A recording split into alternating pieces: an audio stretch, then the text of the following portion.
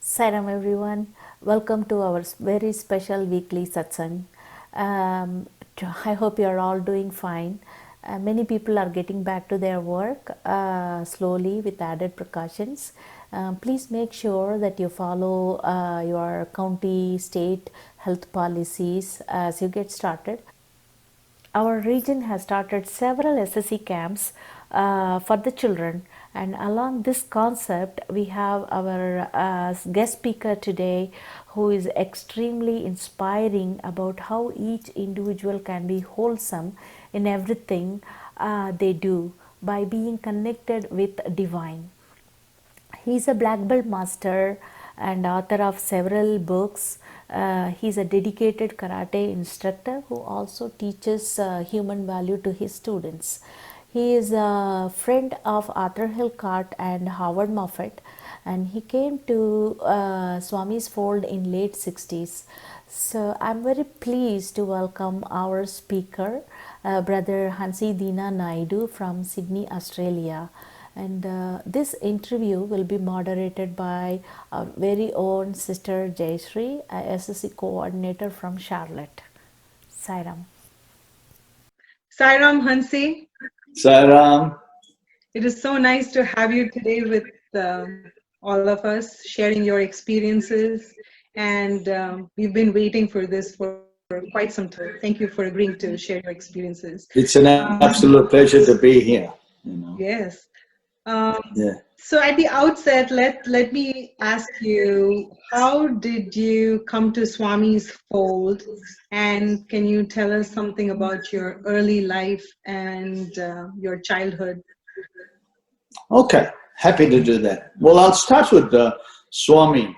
In 1968, a lady came from India, and she brought with her a roti on a plate, and it was moist with water, and she said that this roti doubles up, and when it doubles up, that must be passed to other families. So what happened was my mom received the roti, and we had to keep it for about 7 weeks. And so we started passing this roti, and apparently this had a kind of pure effect on the family. And we inquired, where was this from? And we heard the name Sai Baba from India. It's coming from him and all that. But we weren't very kind of clear. But the clarity came when my father was a police officer, was sitting in his office, and a colleague of his went over to him and said, there's a great spiritual leader in India. His name is Sai Baba. There's a book by Howard Murphy downstairs in the bookshop. Get a copy and read it. So Dad was he listened, but he wasn't really attentive, And the detective said it to him again. He says, look, get the copy, it's going to be good for you. Anyway, on his insistence, then my dad decided to go and get a copy of the book. So he went downstairs, he saw the book, he didn't buy it, he came back upstairs, and he said to the detective, do you want me to read a book about a hippie?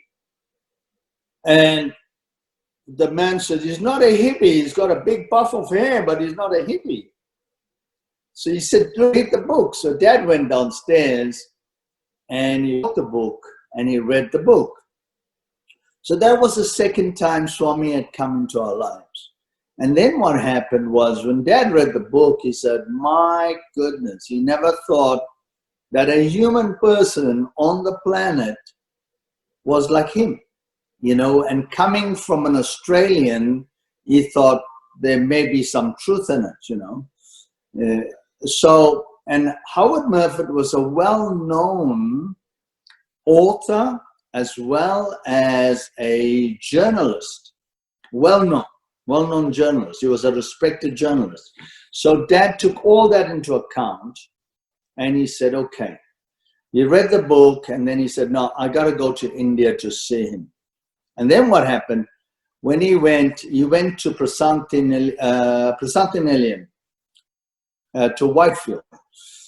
And there weren't many people then, So Dad was said, I'm going to sit next to the tree with my back against the tree, and there's all these people in front of me, that's fine, and I'll just wait to see this great. And then he saw Swami coming out and walking in his direction, and then Dad said to himself, he said, I hope he's not coming towards me. And Swami was getting closer, and then Dad decided to close his eyes and say, I'm going to close my eyes, I hope he's not coming towards me. And he shut his eyes, and each time it opened, Swami would be closer and closer. And eventually Dad said, I'm not going to open my eyes. So he shut his eyes and he just remained very still. And the next thing, he had a tap on the shoulder, and when he opened his eyes, there was Swami. And Swami said, come in for an interview, I want to talk to you. And Swami takes him for an interview, tells him about his childhood, tells him about his life, tells him about his children, that he must be good to his children and not scold them too much. And then he said, I need you to call me when you need me.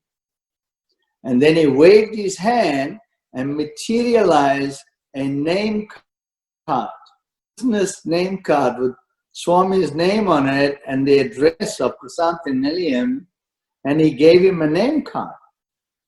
Not vibhuti, not jewelry, but a business card. So the interesting part is when my father had died in the ambulance, and the paramedics had said, your father is gone, I took a pendant of Swami and put it in my father's hand, closed the hand, and I called on Swami to help him. Immediately, my father was resurrected. Immediately, he came back to life. And just the pendant did it. And then Dad told us of his experience. that he was floating up in the air, and he heard a voice next to him said, "Look up." And when he looked up, he could see the heavens, and he said it was so peaceful and blissful. And then a voice said to him, "Look down." When he looked down, he could see the suffering. And my father was a kind of man, he always helped people, always wanted to help people. He's a great orator, he could speak well on platforms, he would serve and do a lot of service work, although he was a very tough police officer. And when he looked down, he could see the suffering people, and he said, "I need to be there with those people to help them."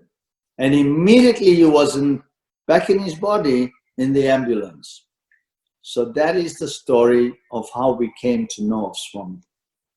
Then I went to see Swami in 1979, and I was in the ashram. And when I was in the ashram, Swami was going past, and he didn't even look in my direction, and there were thousands of people at the time. And so I said, "Swami, I come all this way and you don't even look at me." And he turns his head, looks at me. I put my palms together and I said, "Thank you." He looks away and he keeps walking. And of course I had interviews with Swami and all that kind of stuff, but my greatest miracles happened to me from the time I was born till today. Every time a miracle happens. A miracle happens. And I'll tell you an interesting story. I was, in the morning, I get up for Suprabhatam, I walk around chanting, the go at 4 o'clock in the morning. I saw a big picture of Shirdi Baba, and I said, "Oh my goodness, Shirdi Baba."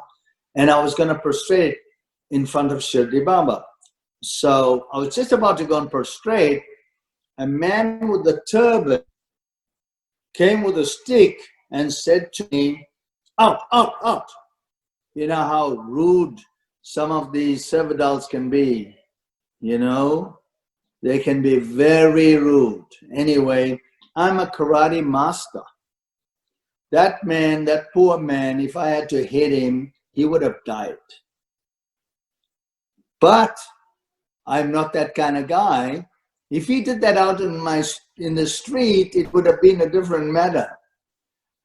But in respect the ashram, respect Swami, and I was very upset that he never allowed me to bow in front of Shirdi Baba. So anyway, I go back home after a long period of stay in India. And when I go back home, I always said to my wife, "I forgive everybody, but I've never forgiven that man. Because he did not allow me to prostrate in front of Shirdi Baba when I wanted to." Anyway, I went back to the ashram 4 years later. And I was sitting in one of the long lines. And I was towards the back of the line where there were lots of people. In the front, right in the front, walking, the man with the turban was there. And he was so strict. And he says, "Move, move, get back, move, get back." He's shivering all the people like they were animals, And it was very upsetting. And I sat very quietly right in the back of the line, and I'm watching this guy. And I said to myself, that's the same man that gave me a hard time 4 years ago. So the young boy, 3 from the front, said to this old man, he says, "Are you the boss here?" The man said, "No, only Swami is the boss." He says, "Well, you're certainly behaving like the boss. Why are you so badly behaved that you are ordering people around and treating them so badly?" The man got such a shock. He walked from the end of the line, from the beginning of the line, to the back of the line where I was. Now, can you imagine how many people he went past? He faced me. He fell on his knees. And he says, "Please forgive me. I am sorry." Please forgive me. I am sorry. He's crying, tears coming down his cheeks. I put my hand on his shoulder and I said, I forgive you. He got up and left. Again. And a few years after, he passed on. Oh, he died. what a beautiful way of Swami, you know, teaching some lesson, both for you, both for that person, right? Don't you think? Well, yeah, well, I certainly don't think there was ego in my place, because I wasn't prostrating in front of Shirdi Baba because of ego. I wasn't going to assault this man because of ego.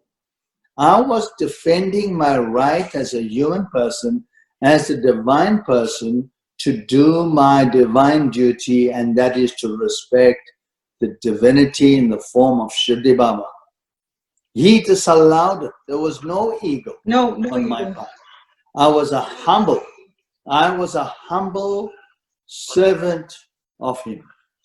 I fell on my knees in total humility. I wanted to fall on my knees. He prevented me from going on my knees, and what Swami did, he got him to go on his knees for me. He did it to me. He fell on his knees to me to say he was sorry. Swami did. So let me. Swami made it. This is a very good point that you bring up. So let me segue a little bit, because at that time you were already an established karate master, as you said. Absolutely.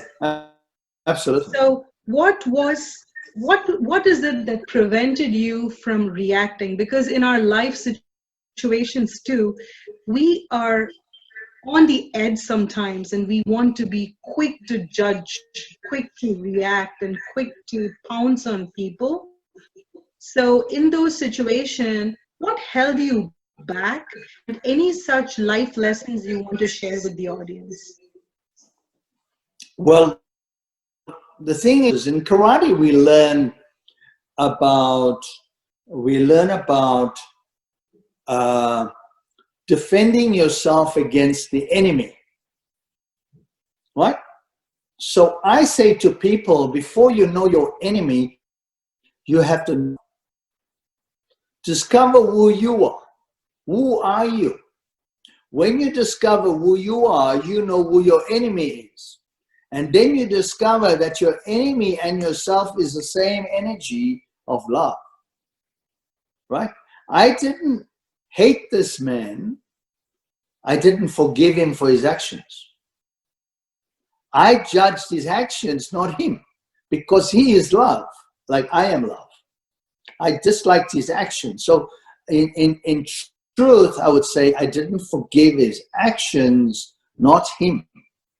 Because, you know, the Atma is pure, the Atma is God, the Atma is love, right?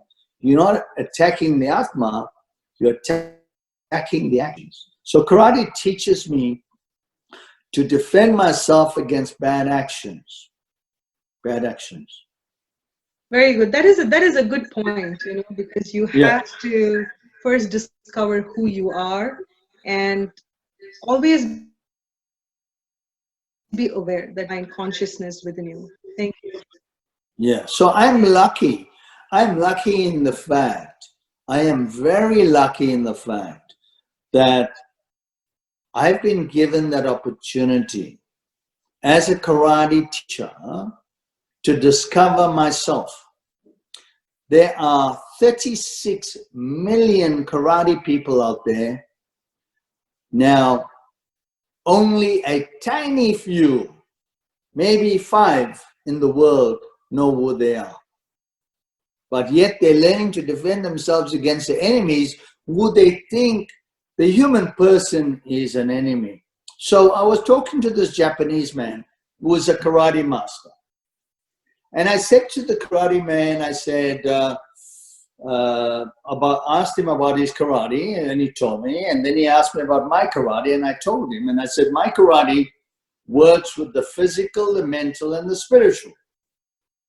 Then he started laughing, and he said, there's no such thing as spirituality in karate. I said, oh, so there's no such thing. He says, no, it's only about fighting. I said, oh, okay, okay. I asked him, who are you fighting against? And he says, he's fighting against his enemy. He's fighting against his enemy. I said, so who's your enemy? He says, it's a man. I said, oh, okay. So I said, so who are you? So he gave me his profession. He gave me his name. He told me that he's a master of karate and all that. But I said, that's not you. It's describing some of your characteristics, your level of knowledge, but it's not really telling me who you are. So I said, you don't know who you are, and you want to fight somebody that you don't know who they are. You're defending yourself. You're learning to defend yourself against somebody that you don't know who they are. So I said, spirituality teaches you who you are and who the others are, right? So I said, okay, you're sitting on this bench now. Let us assume you suddenly fall dead. You fall from the chair and you die. So I said, where are you then? Where will you be then when you die? When you died and your body fell down, where are you? I said, are you on the floor, or you're standing up, or you're gone somewhere? Where are you? He didn't know what to say. So I said, energy is you, not that body. I said, that body is going to be buried. That body is going to be incinerated, but that's not you. You are the life energy. So spirituality teaches you what this life energy is all about. So when you understand what the life energy is, then you will understand your enemy's life energy, and you will discover that the life energy is the same. So, which is very good, like understand the life energy. So my question to you on that is, when you have to impart an instruction, a karate, which is, you have said it's physical, mental, spiritual, but others perceive it as a physical. When you have to teach your class the spiritual aspects, like you're incorporating Swami's teachings and you're trying to teach that, what is your thought process? How do you go about planning and executing to elevate your students? Oh, what a brilliant question. That is fantastic. So I have two kind of programs in my teaching. The first teaching that I use is called Kia, which is Karate Care. Karate Care, where I teach human values. I teach the 5 values, which is truth, love, peace, right conduct, and nonviolence. So every day I will take one topic, say love, and I will help them to discover what love is. Like I'll say to them, what is the greatest gift you can give your parents? You know, some people will say a present or this, that, and the other, and some would say, the majority of the students will say love. So I said, how do you give love to your parents? They say, by doing what they ask. Not only just hugging, but doing what they ask. Doing your duty correctly. So that's how I tackle each of the topics with my students, or with my kids. With the adults, I do a program called Kiatsu. Kiatsu is a Japanese word for enlightenment. So the way I approach it with the adults I mean, you know, teenagers of a certain age and older people, I teach Kiatsu, and Kiatsu is enlightenment, to make them understand who they are. What is the purpose of life? What is the objects of life? Where did they go to from here? Where have they come from?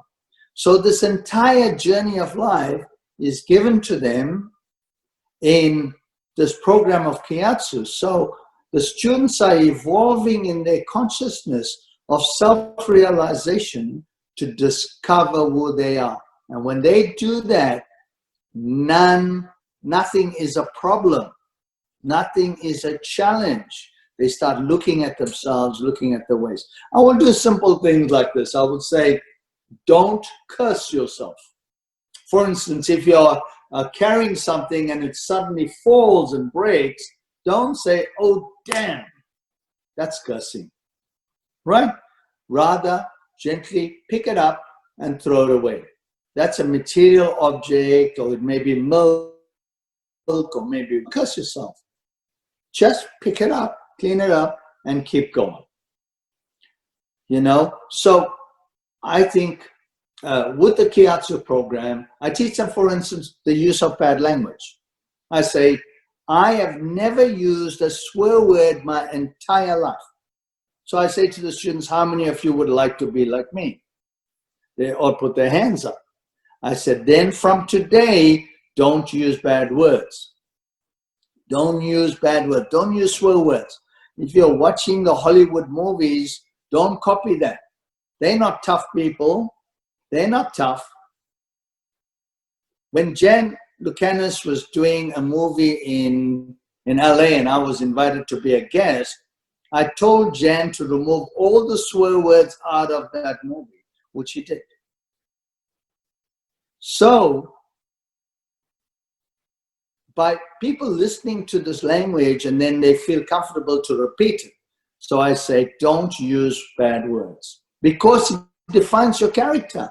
What kind of person are you? No, you're standing and praying and meditating and, you know, standing on platforms and talking, but you have to be that living example. You have to become a leader by your way.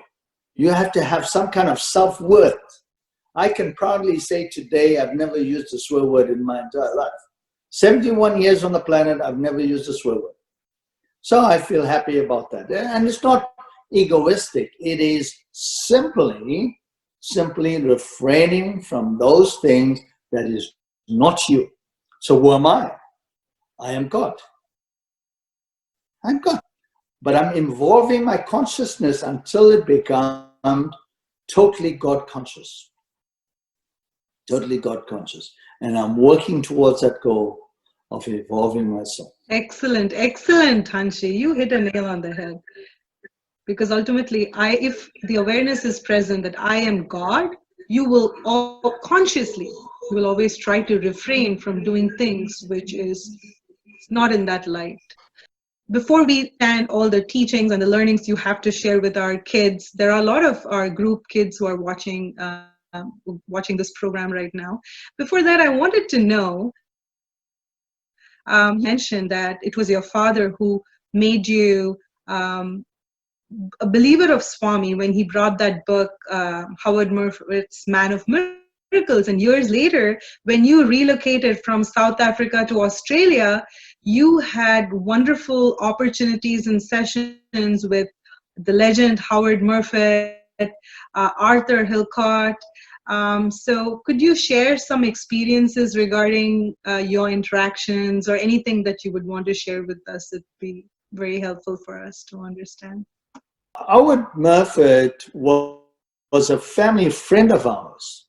So we were very regularly visiting him. My wife and I would visit him together with other friends. So we'd spend a lot of time together. And he would, you know, talk about the many things that have happened in his life. So, you know, there's all the stories that we've heard from Howard personally is in all his books. So all I can say he was a very charming man, very gracious man, and he just loved everybody. You know, you know what?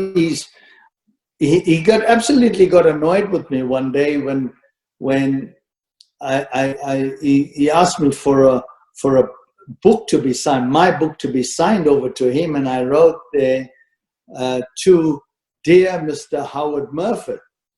And he got upset with me and he says, why did you write Dear Mr. Howard Murphy? And he said, just Howard to you. And I said, wow, okay. So I had to give him another book and rewrite the message. But And that's how it was. That's the kind of man he was. He was a very gracious man, very gracious and humble man. So we spent a lot of time. And of course, I think there was a question about Arthur Hillcoat. Now, Arthur Hillcoat was also a family friend. When we lived near him on Tambourine Mountains, we used to visit Arthur Hillcoat very often. You know, we called him the lion, you know, with his long, long beard. And we used to talk about many things, and all the experiences that he had, he would tell us. So I'm going to relate one of the stories of his to you. And so on one of his trips to India to see Swami, he spent some time with Swami, and then he decided to go and see Babaji. Babaji, that apparently is 5 years old, on the Himalayas. So he went over with his wife, and they went over to see if they could find Babaji. So they were making inquiries in the villages, you know, is Babaji around? Where can we find him? That kind of stuff. And so after a while, they looked and they couldn't, nobody knew where he was. They went back to the hotel. And I'm not quite sure it was the same day or a few days after, there was a knock on the door. And so he opened the door, and there was a man standing there, and he said, "I am Babaji. You called for me." And he got such a shock, and he invited him in. And Babaji said, "Arthur, you have a great interest in spirituality." He said, "Yes." And of course, they spoke about Swami and all that kind of thing. And then he said to him, he says, "Would you like to see the universe?" And Arthur said, "Yes, I would love to see the universe." So he says, "Okay, come closer." So he came closer. They're both sitting down, and he blew on his face. And the next thing, Arthur's life went out of his body into the universe. And it was so beautiful. And he just was there in amazement at the beauty of the universe.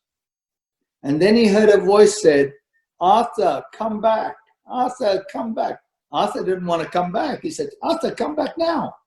And Arthur was back in his body.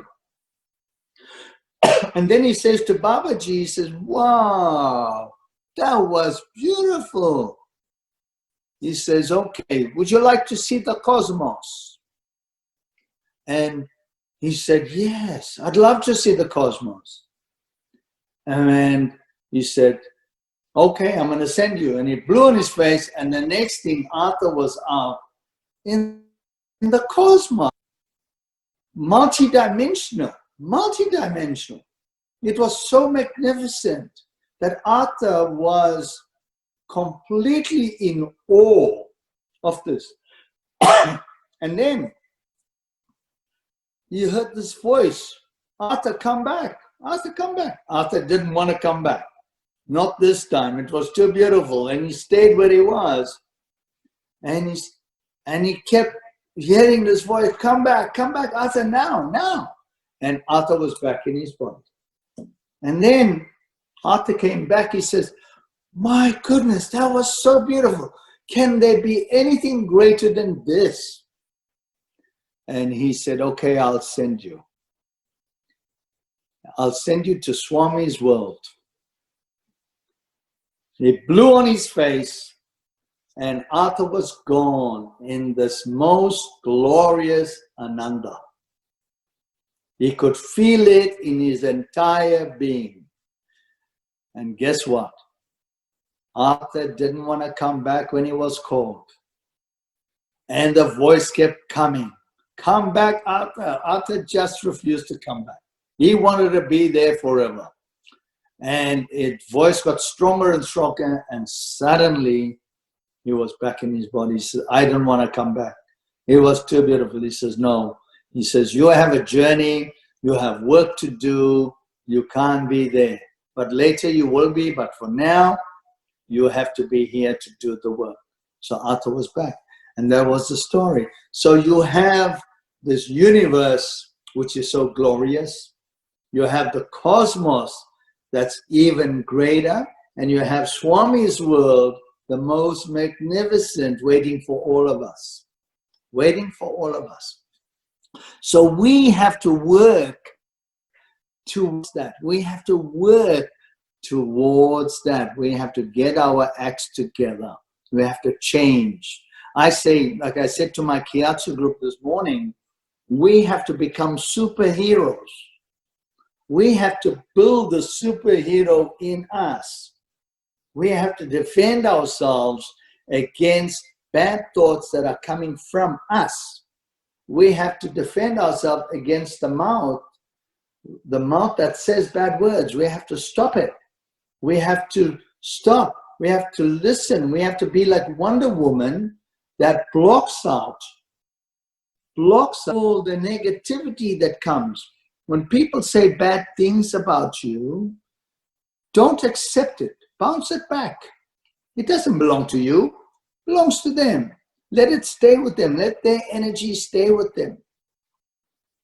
So when I was in Australia, when I started my karate in Australia, I was given such a hard time to start my school. There was one particular guy that said all the bad things about me. I had 450 students. I had 13 schools of karate. And he started saying incorrect things. And I said to my students, Swami's words, do nothing and it will be done. I said to my students, we do nothing, everything will be done. But my students, being human, started trying to want to find out what is this, what is that, what is that, what is that? And that leads to trouble. So one of the ladies spoke to that man that was saying bad things. And what happened was this negativity consumed her. And now she told the others. She told the others about this. So there was a revolt in my school. And then for me, what I did was to get out of the negativity, that environment that is so negative, I took my family and moved to another state to live. And when I went there, I was at peace. I was not in that environment. And I stayed there for 6 months until there was a knock on my door. And a student came to my door. I don't know how he found me, but he found me and he said, please come back. I went back to Sydney, which is New South Wales. And I said, whoever wants to stay, stay. Whoever wants to go, go. And I started my 2 schools again, and my schools grew. But the person that did me harm started deteriorating. I never willed it, but he started deteriorating. That is an entire family's inheritance that was supposed to be divided by him and his sister when the parents died, went to the sister only and not to him. He lost out in every avenue of his life. But I did nothing. I never wished him harm. I always forgave him. It's okay. I was prepared to have a cup of tea at any time with him throughout this entire thing. I was prepared to sit down and hug him and shake his hand and say, it's all okay. In spite of me losing almost everything in my life, almost everything, I still forgave him. And you know where the lesson came from? Swami. Do nothing and everything will be done.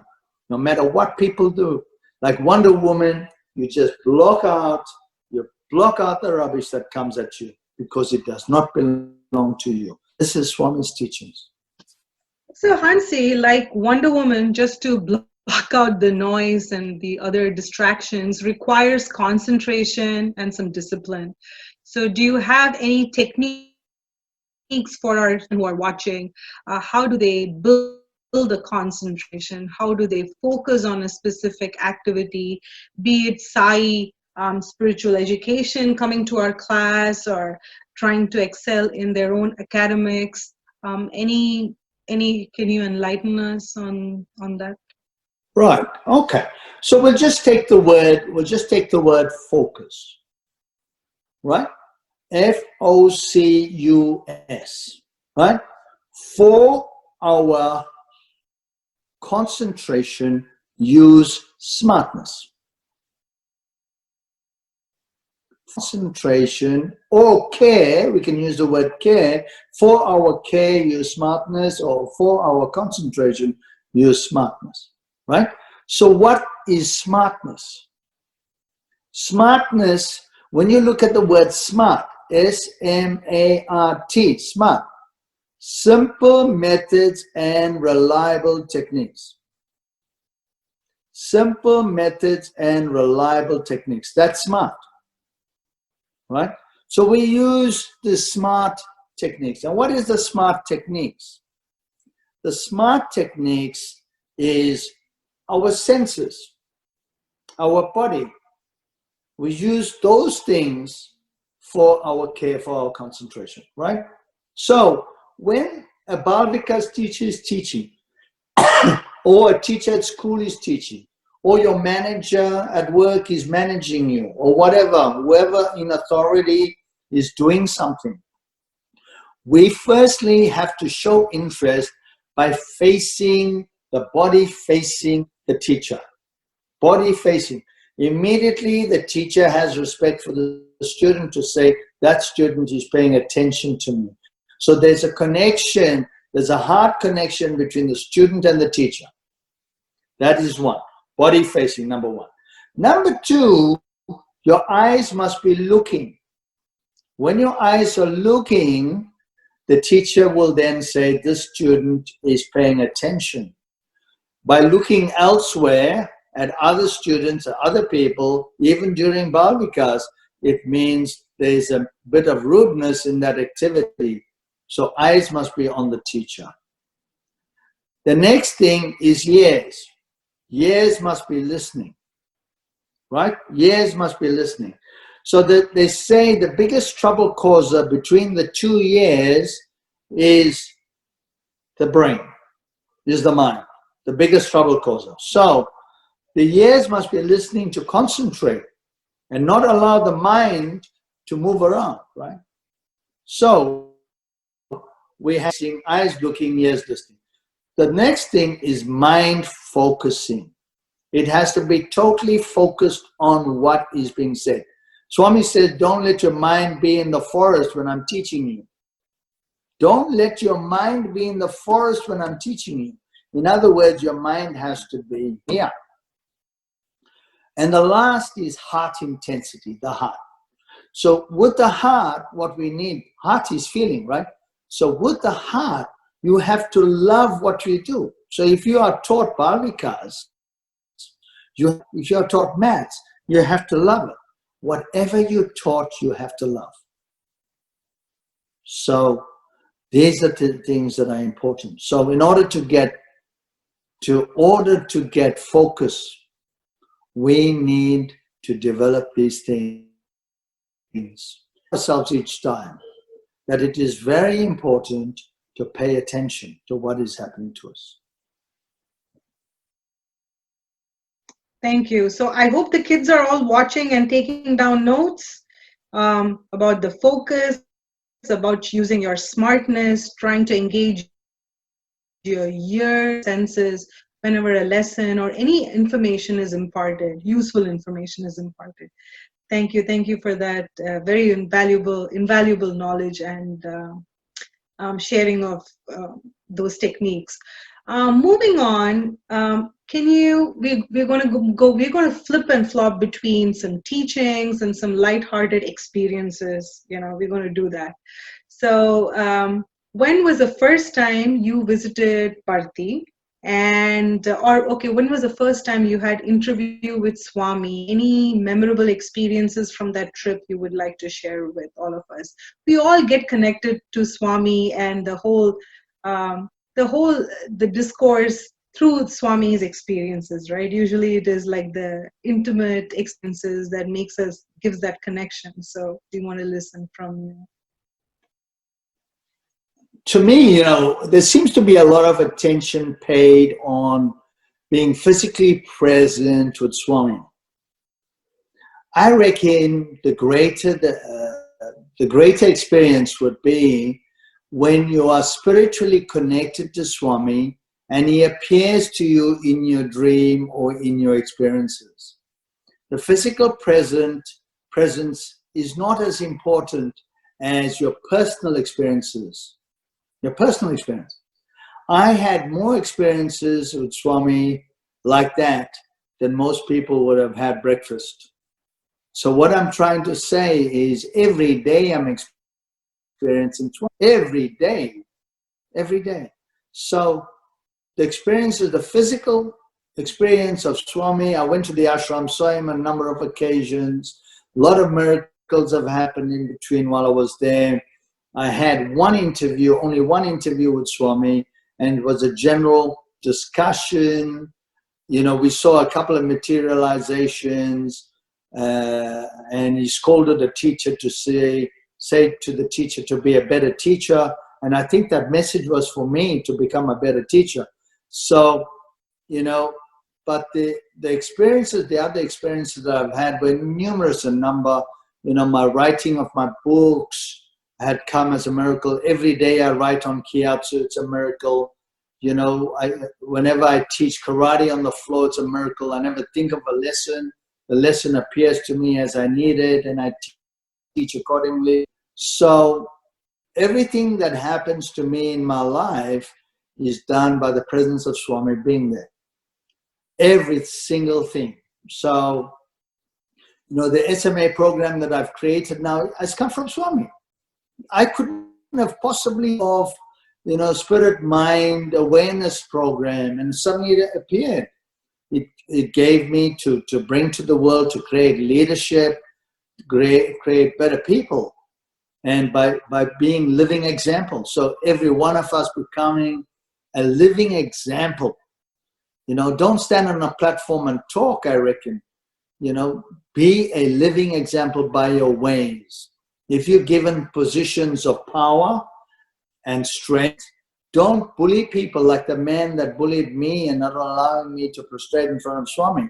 When you are in a position of strength, be a humble person.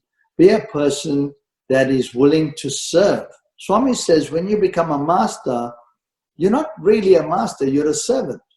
So I say to people, I'm not a master, but I'm a master servant. So we have to be a servant. We are there to serve humanity. So, if I write about all my experiences with Swami, it'll be 10 volumes. 10 volumes. Every day is a miracle for me. Every day Swami is present with me, giving me ideas, putting the right people in place so they can hear my stories like you have today, right? This is not by chance. This is not by accident. Swami, he speaks to all of us.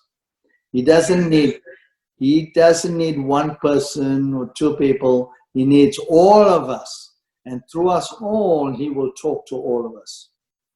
Giving us little messages. We need to improve. We need to get better. What is your 10-year plan? What is your future plan? We need to be thinking in 5 years, we have to improve this kind of qualities in ourselves. In 10 years, we need to do that. And keep changing and improving and getting better. This is the whole crux of it. Don't say, at the end of my life, I'm going to be heaven. I reckon bring heaven to everybody else by being good. Let everybody's life be comfortable. Let everybody be happy. Your life must be such that you make other people laugh and happy. Don't talk about negative stuff. Don't listen to the news too much. See what you can do to help other people. You know, you start the day thinking of a bad word or a bad thought, the whole day is messed up. You know, you speak bad things about another, the whole week is messed up. You do bad things to another, your whole lifetime is messed up. So thoughts, words, and deed have to be better. We have to keep reminding ourselves not to be this way and that way. We have to be only one way, and the one way is good.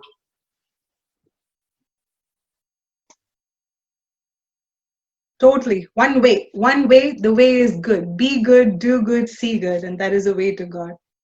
Fascinating. Every day is an experience when you are in Swami's fold. If you only have the presence to realize it and then absorb of all the miracles that are happening in our lives. So thank you so much for sharing that. One question that I had a parent ask me sometime is, you had actually come to our Charlotte Sai Center back in August, and you had taken a small group of kids and you had imparted martial arts instructions to them. And they were amazed at 71 years. I mean, you look fantastic at this age.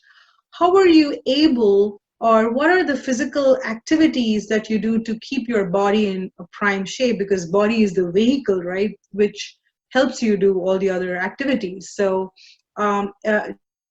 would you want to us your breathing techniques or anything that our kids and adults both can do for focusing, improving our breathing, or anything that that you want to share with us? Well, you know what? Yeah, a lot of people say, you know, you don't look 71. I don't feel 71. I don't feel 71. What I do is I get up in the morning. Most mornings I would get up at 5:30 in the morning. I'd go for my walk. I would run. I would do my karate. I would exercise, do some meditation, spend about 2 hours, and then walk back home. This is my routine every alternate day. If the weather is bad, of course, I won't do anything. Of course, and then at night, I will teach my karate as I do. And that keeps me trim and fit. But I think the most important thing is the mind. You know, we have to keep our mind in shape. When your mind is in shape, you know, then your body is in shape, right? So mens sana in corpore sano in Latin, sound mind brings a sound body, right? So we have to keep a sound mind. We have to try and keep the mind as pure as we can. That in itself will charge our bodies and keep our bodies young, I think. This is my feeling. It's about the mind. The mind is the thing, right? So I have a saying, you know, the body is the hospital, the mind is the pharmacy, the spirit is the doctor, and the nurse is love, right? So you need to love your body more, you need to care for your body more, you know, keep it in shape and exercise, have good thoughts. And if you have this whole round kind of effect on yourself, my personal feeling is that will help you keep young.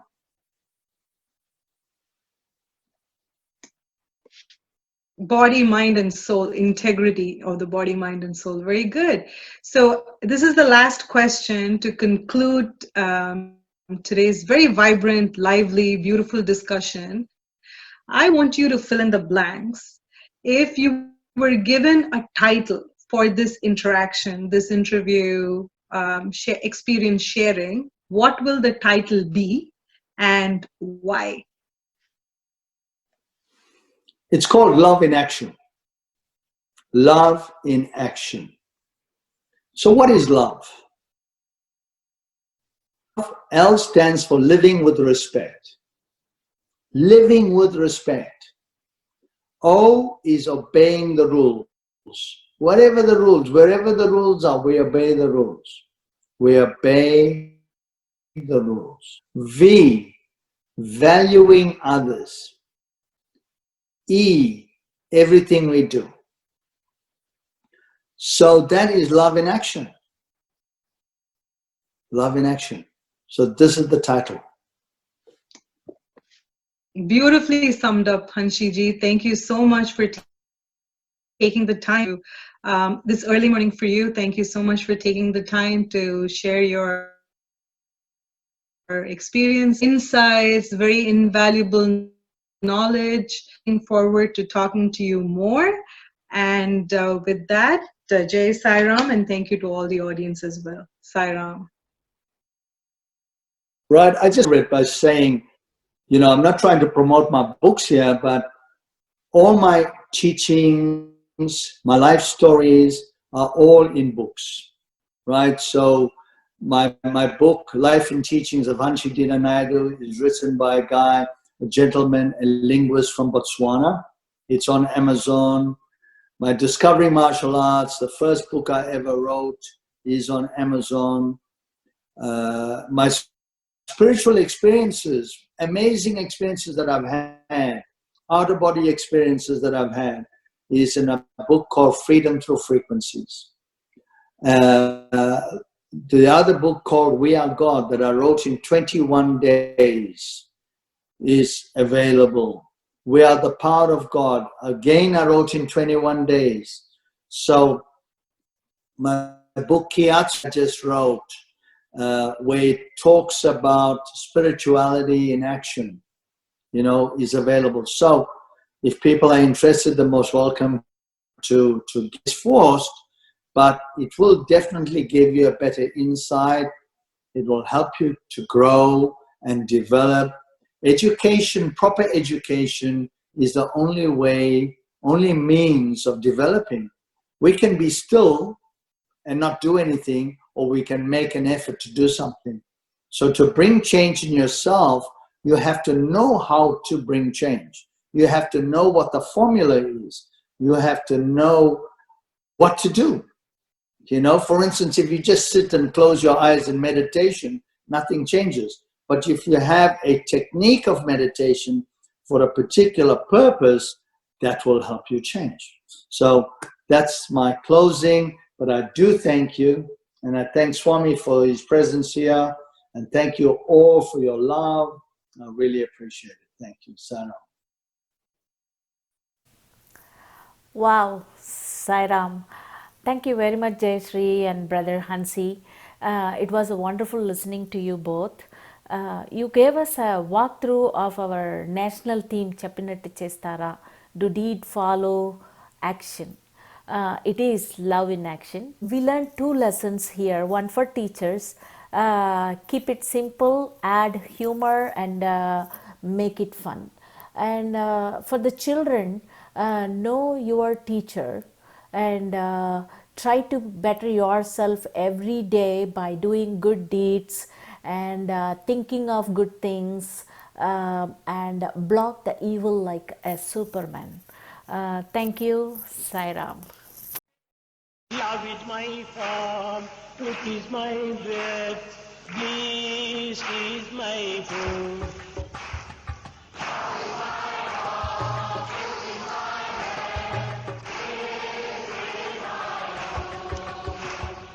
Love is my form, truth is my breath, bliss is my food.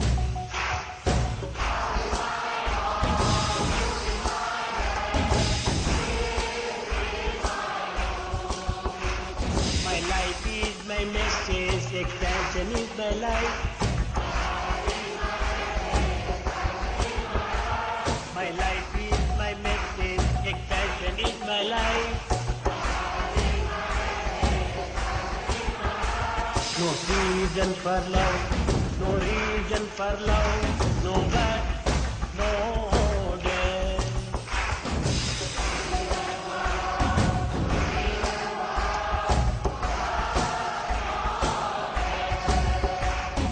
Prema, Satya, Ananda, Shanti, Dharma, Ananda.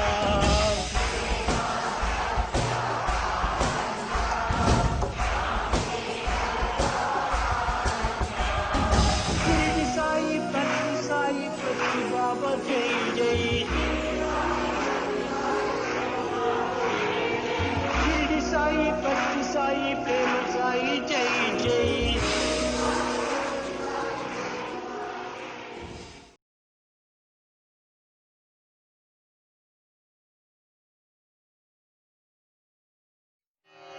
ॐ साईश्वराय विद्महे सत्यदेवाय धीमहि तन्नः सर्वप्रचोदयात्।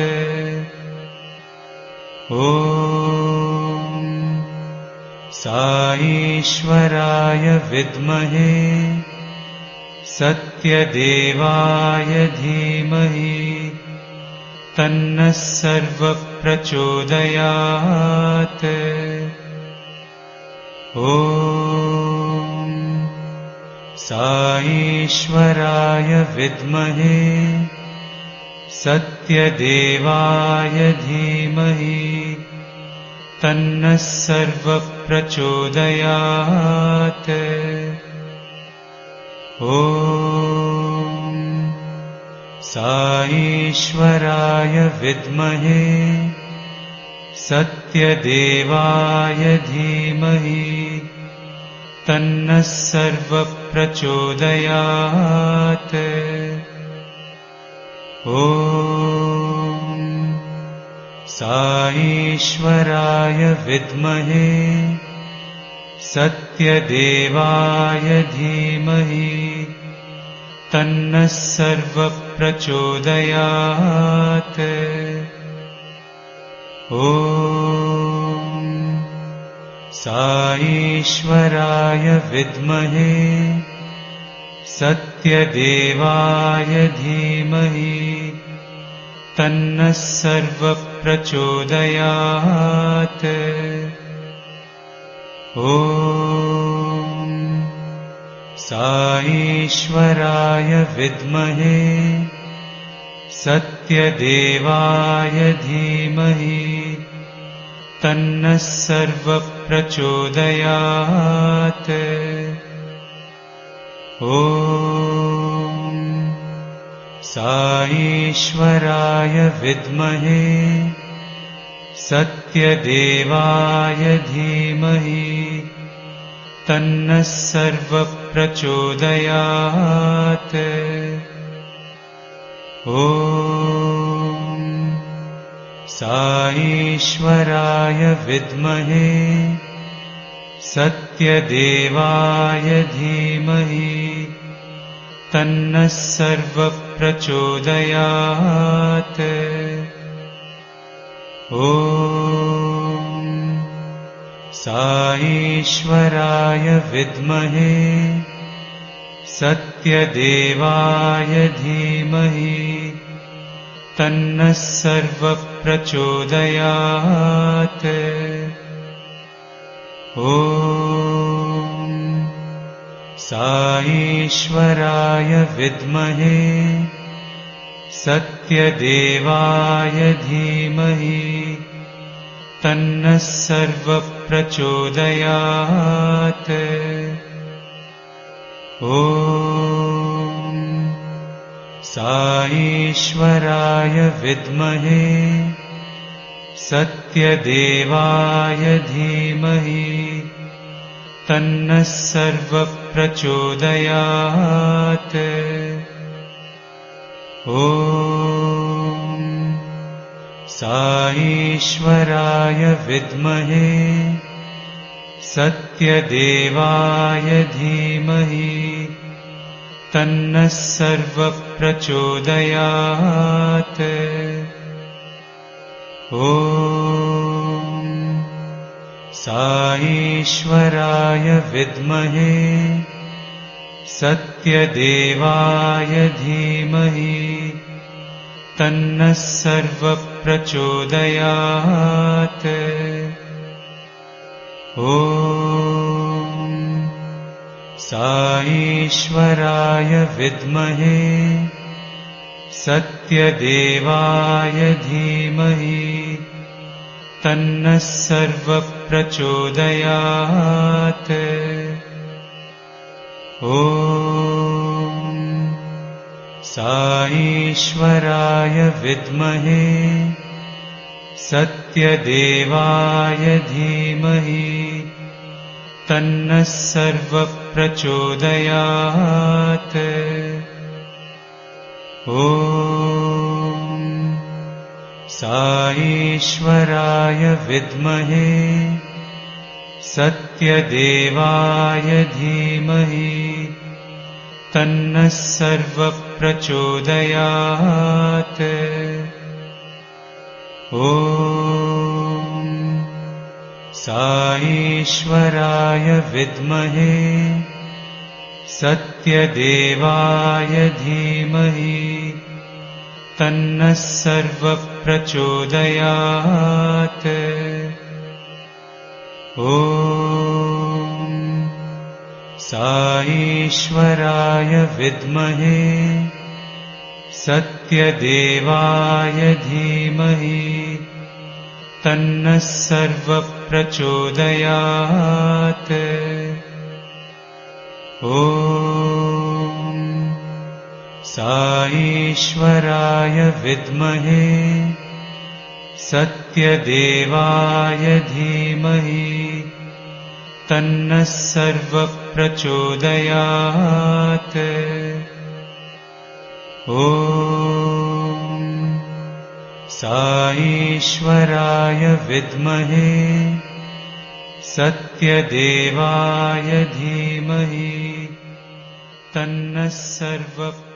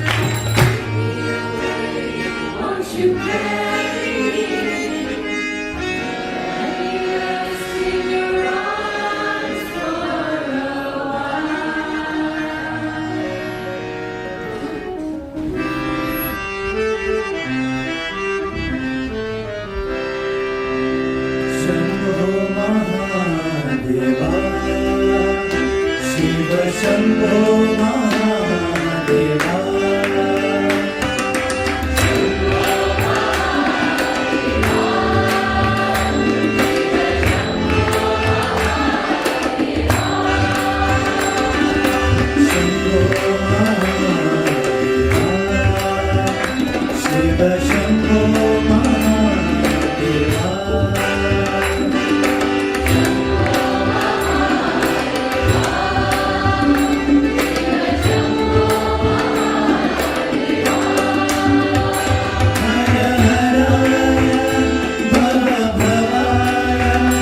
शिव शिवाय नमो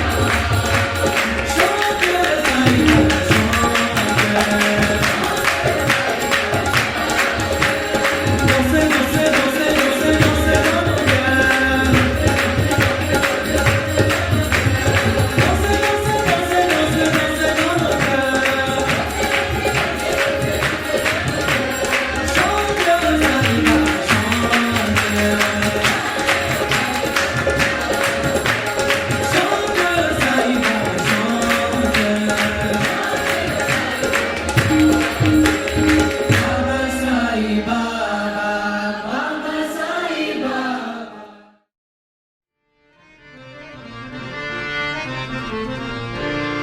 Gurugagama,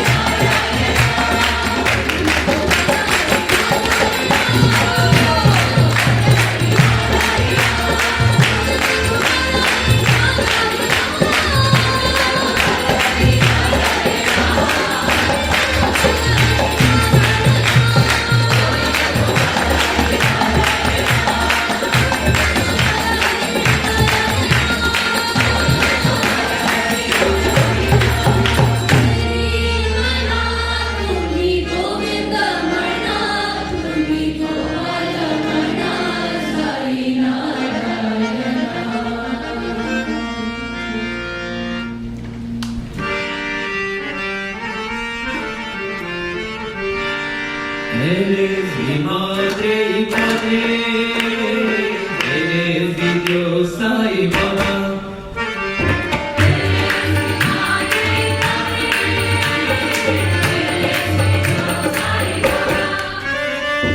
Eres mi divina madre, toda la Kudayama.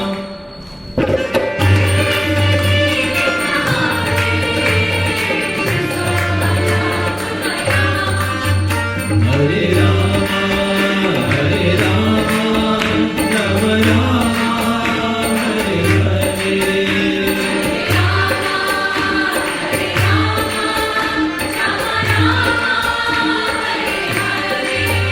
Hare Krishna, Krishna Krishna, Hare Hare.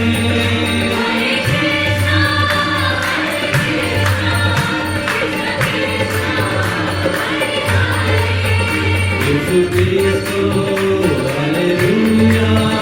Jesucristo, aleluya.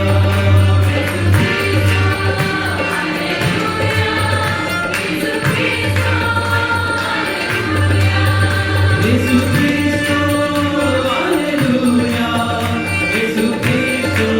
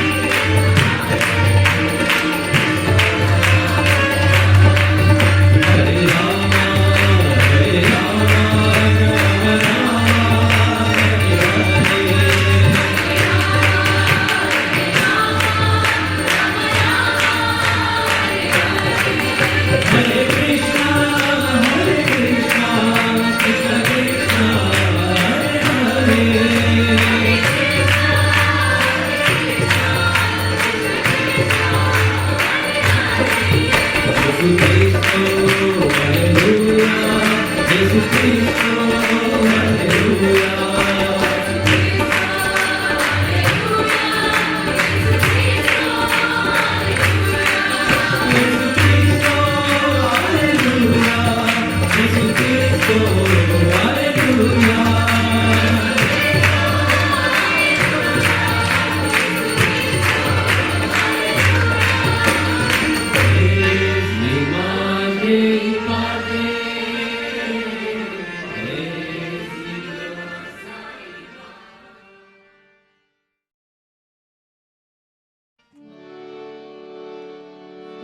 जय जगदीश हरे स्वामी सत्य साई हरे भक्त जना संरक्षक भक्त जना संरक्षक भक्ति महेश्वर ओम जय जगदीश हरे शिवदना श्रीकरा सर्वा प्राणपते स्वामी सर्वा प्राणपते आश्रित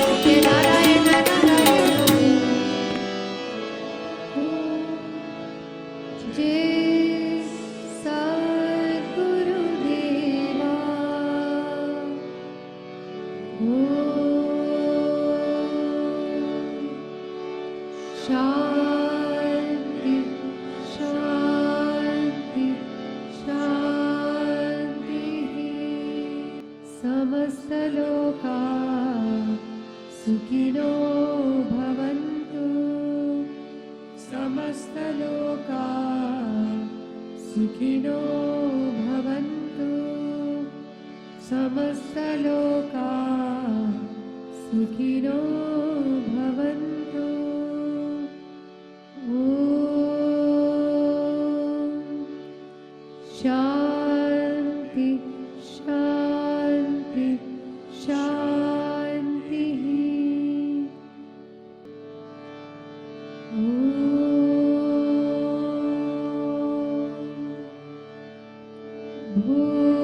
भूर्भुवस्सुवः तत्सवितुर्वरेण्यं भर्गो देवस्य धीमहि धियो यो नः प्रचोदयात् अशीमवहु वहिष्ठेमस्ति उष्टास्ति उष्टाहमय यतशाय वहिष्ठायशि नमो तस्सा भगवतो अरहतो सम्मा सम्बुद्धस्स बुद्धं शरणं गच्छामि धम्मं शरणं गच्छामि संघं शरणं गच्छामि श्मा Israel अदोनाय एलोहेनु अदोनाय एहाद अदोनाय एहाद Adonai Echad. Our Father, who art in heaven, hallowed be thy name. Thy kingdom come, thy will be done, on earth as it is in heaven. Give us this day our daily bread, and forgive us our trespasses, as we forgive those who trespass against us. And lead us not into temptation, but deliver us from evil. For thine is the kingdom, and the power, and the glory, forever and ever. Amen. Bismillah ar-Rahman ar-Rahim. Bismillah ar-Rahman ar-Rahim. Bismillah ar-Rahman ar-Rahim.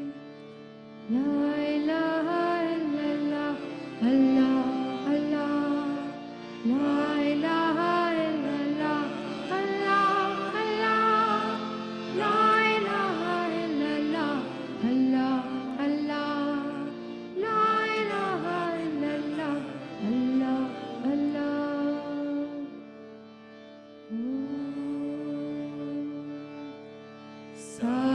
साईश्वराय विद्महे सत्यदेवाय धीमहि तन्नः सर्वः प्रचोदयात् ॐ शान्ति शान्ति शान्ति परमं पवित्रं भावाविभूति परमं विचित्रं लीलाविभूति आत्मैष्टार्थमोक्षप्रदानं भावाविभूतिं निलमाश्रयामि. Sacred, holy and supreme is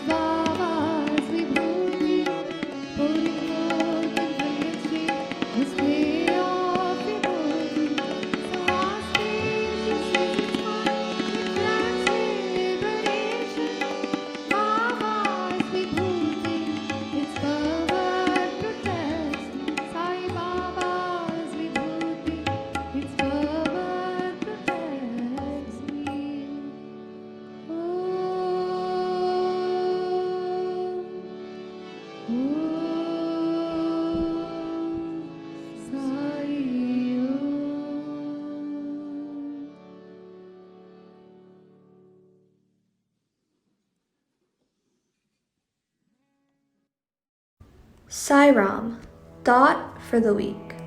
Today, man has 3 kinds of faiths.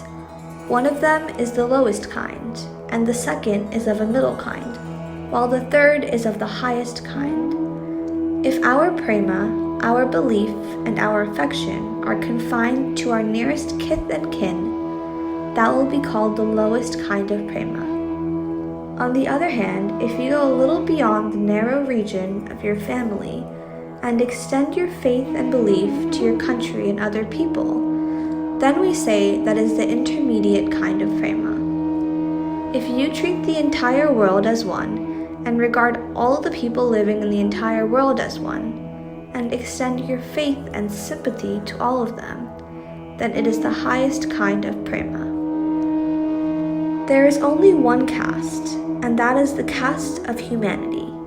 And when we talk of humanity, we must extend our prema to the entire caste of humanity. You should make your own conscience secure, and you should have confidence in yourself. Either for the good or for the bad, it is your conscience that is responsible. That is why I have told you, on some occasions, that you should follow the 4 F's. Follow the master, and that is your conscience. The second is to face the devil. The third is to fight to the end. Then you should finish the game. If you remember all 4 injunctions and keep remembering them so that they are resounding every moment in you, there can be nothing more sacred than this in your life. Satya Sai Baba, Summer Course 1976.